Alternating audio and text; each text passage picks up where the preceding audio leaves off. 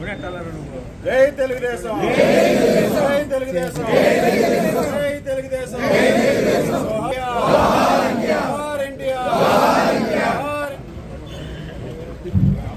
జై జోహార్ ఇండియా, జోహార్ ఇండియా, జోహార్ ఇండియా, జోహార్ ఇండియా, జోహార్ India, Telugu Desam వందనాలు, చంద్రబాబు నాయుడు గారి నాయకత్వం వందనాలు, చంద్రబాబు నాయుడు గారి నాయకత్వం వందనాలు, చంద్రబాబు నాయుడు గారి నాయకత్వం వందనాలు, లోకేష్ బాబు గారి నాయకత్వం వందనాలు, లోకేష్ బాబు గారి నాయకత్వం వందనాలు, రాధాకృష్ణ గారి నాయకత్వం వందనాలు. అయిపోయి చెప్పాను.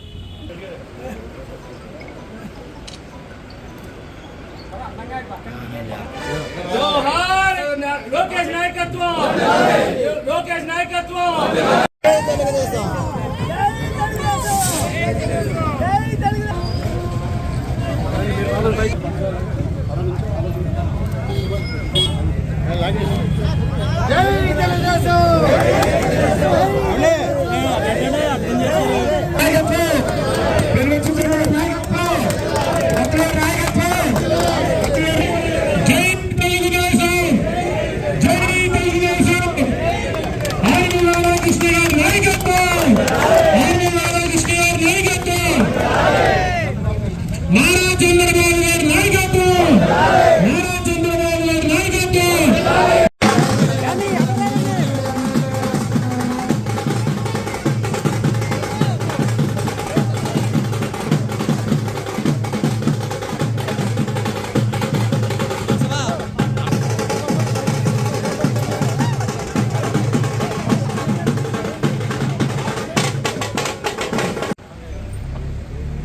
తెలుగుదేశం పార్టీ 44వ ఆవిర్భావ దినోత్సవ సందర్భంగా తెలుగుదేశం పార్టీ నాయకులకు, కార్యకర్తలకు, అభిమానులకు అందరికీ కూడా శుభాకాంక్షలు తెలియజేసుకుంటూ చంద్రబాబు నాయుడు గారికి, గౌరవ జాతీయ ప్రధాన కార్యదర్శి నారా లోకేష్ గారికి, జాతీయ అధ్యక్షులు నారా చంద్రబాబు నాయుడు గారికి శుభాకాంక్షలు తెలియజేసుకుంటూ ఈరోజు తణుకు నియోజకవర్గంలో 48 గ్రామాలు, 34 వార్డుల్లో ఒక పండగ వాతావరణంలో తెలుగుదేశం పార్టీ ఆవిర్భావ దినోత్సవ సంబరాల్ని తెలుగుదేశం పార్టీ శ్రేణులందరూ కూడా ఎంతో ఉత్సాహంగా చేసుకుంటున్నారు. అదేవిధంగా ప్రతిరోజు కూడా ప్రతి కార్యక్రమం కూడా ఈరోజు తెలుగుదేశం పార్టీ శ్రేణులు వాడవాడల జెండా ఎగరవేయడం కానీ, జెండాల ఆవిష్కరణ కానీ, అదేవిధంగా తణుకు నుంచి అత్తిలి వరకు కూడా సైకిల్ యాత్ర ద్వారా తెలుగుదేశం పార్టీ శ్రేణులు ఈరోజు తెలుగుదేశం పార్టీ ఆవిర్భావ వేడుకలను ఎంతో ఘనంగా నిర్వహించుకుంటున్నారు.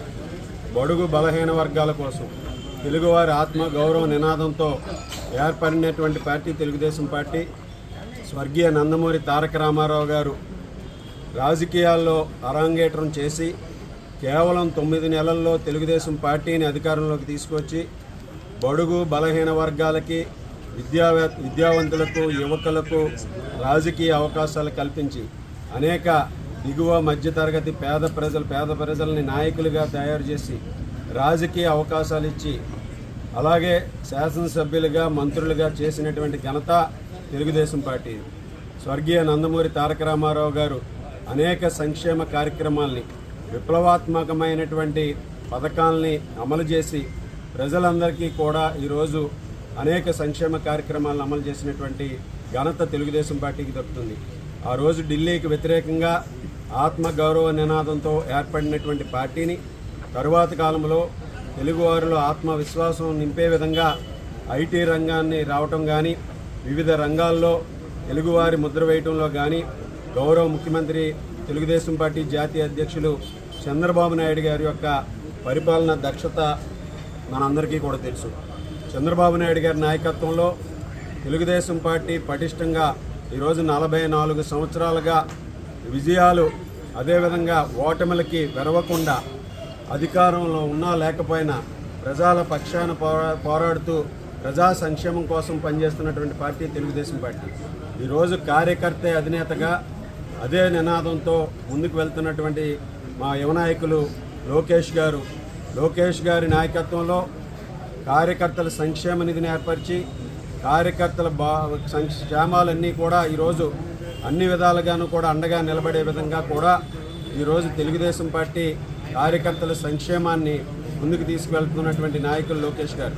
అదేవిధంగా 2024 ఎన్నికల్లో కూటమి ప్రభుత్వం అధికారంలోకి వచ్చిన తర్వాత ఈ ప్రభుత్వం మన యువత భవిష్యత్తుని కాపాడే విధంగా, ఎంతోమందికి లక్షలాది ఉద్యోగాలు కల్పించే విధంగా పెట్టుబడులు సాధించడంలో యువ నాయకులు లోకేష్ గారి కృషి మనందరికీ కూడా తెలుసు.